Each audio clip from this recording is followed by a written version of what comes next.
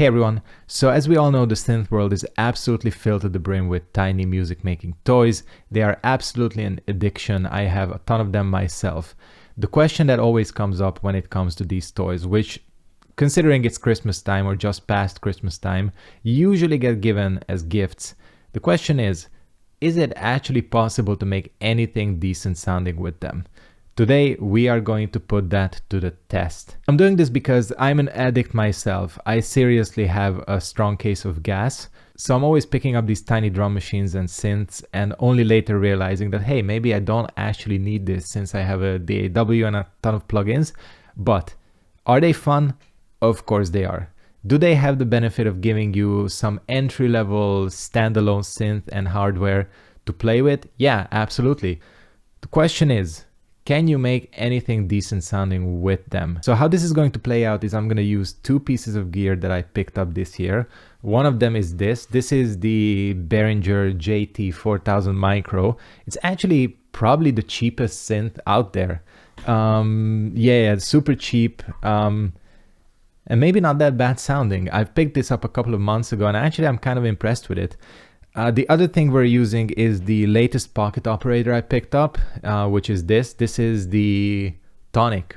I'm slowly collecting all of the pocket operators and using them to various effect. There are certainly some that are more useful than the others.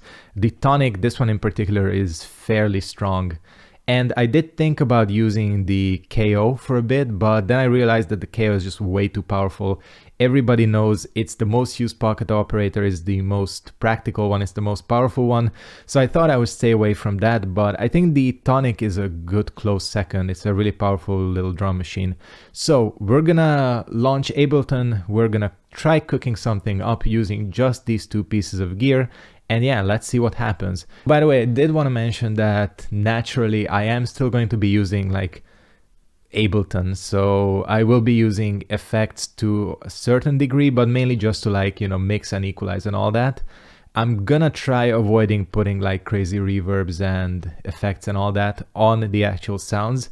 Gonna try to keep it as raw as possible. And naturally I'm going to be mixing and, you know, just sort of like arranging and all that. Don't expect me to make everything on these two pieces of gear because that's pretty much impossible. So yeah, without further ado, let's go ahead and get into this. All right, let's get a beat going here. The Tonic has great sounds, and these are actually sounds that you can switch out, but I feel like there's enough here that you can basically do everything you could want.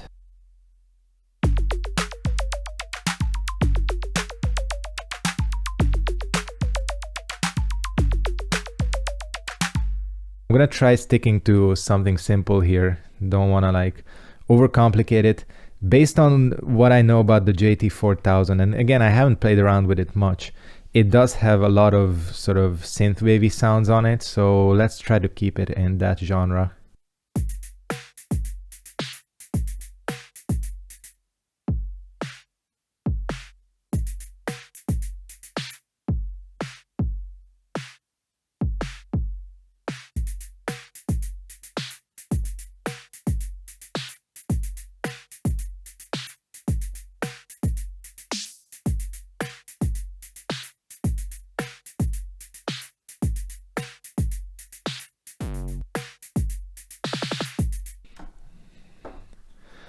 All right, let's hook up the JT over here.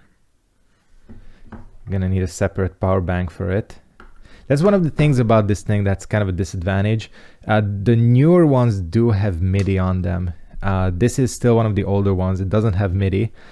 So you can use, like if you get one of these like headphone jack / MIDI splitters, which I don't have, you can actually hook up a keyboard to it. I think it's, this thing has like 4-voice polyphony, so it's actually not too bad. But they did try and alleviate that because like playing on this thing is an absolute nightmare. These keys are awful, you know, these sort of like ribbon keys.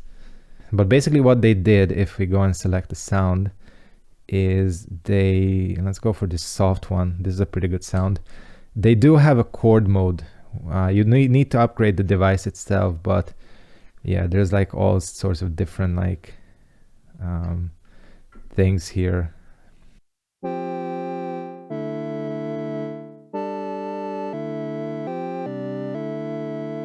This is fifth. And then there is EDM, two EDM ones.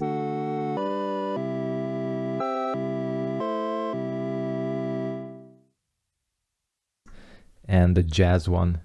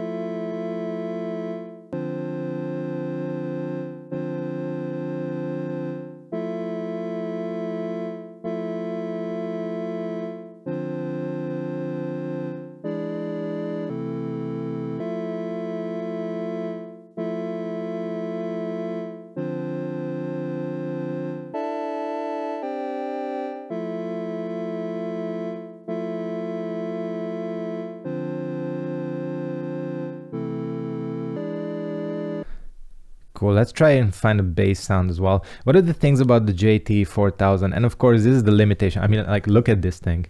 It's super small. The screen is not so bad actually, but I did notice that a lot of the presets are sort of samey. The basses are not the best. You do need to, first of all, let's switch off chord mode.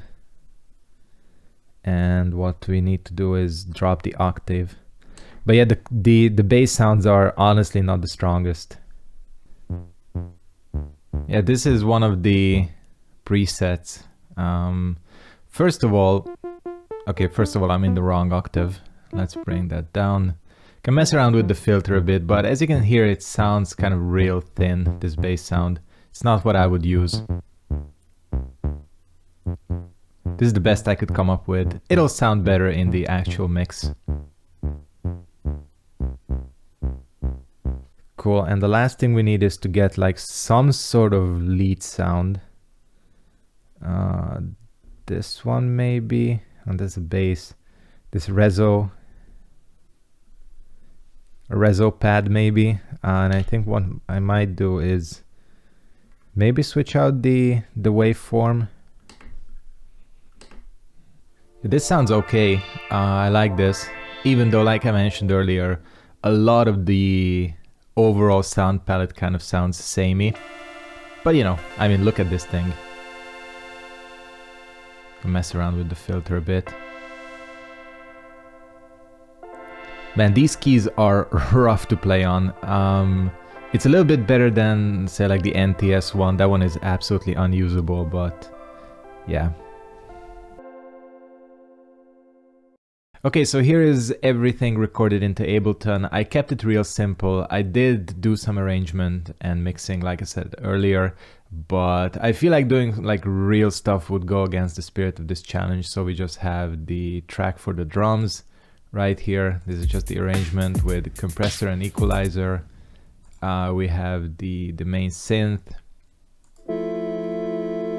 doing its usual. Ignore this. This is a little bit cheating, but you know, it had to be done. We also have the bass track. Yeah, the bass track I feel like is the one I'm the least happy with. Like I said, it's kind of the limitation of the JT, that the bass kind of sounds like shit. Maybe I could have gone and explored a bit more, but none of the bass sounds, first of all, I felt like fit the song. Second were bass sounds that I really liked. So yeah, this is the one thing that I'm not entirely happy with. And then we have the lead coming in later on, which actually did turn out well. I do like this lead sound in the end. Like I said, is it a little bit too similar to the main melody or sort of the main chords? Yeah, again, limitations. I did try playing around with the arpeggiator, but that didn't really turn out that well. And then of course I did a little bit of mastering, again, keeping it simple. So yeah, that's about it. Not like I spent a ton of time on this, but hey, I think it turned out okay. Real simple track, but considering the tools, you know. But yeah, this is what we came up with. If you did enjoy this video, as always, make sure to like, comment, subscribe. I'm gonna actually try to post more on this channel in 2025. These types of videos are what I'm gonna be aiming for, and yeah, all sorts of music related things. So yeah, if you do enjoy that, subscribe, because there will be more coming on the way. It's January as well. We'll see what we do with that. And yeah, thanks for watching. Peace out and goodbye.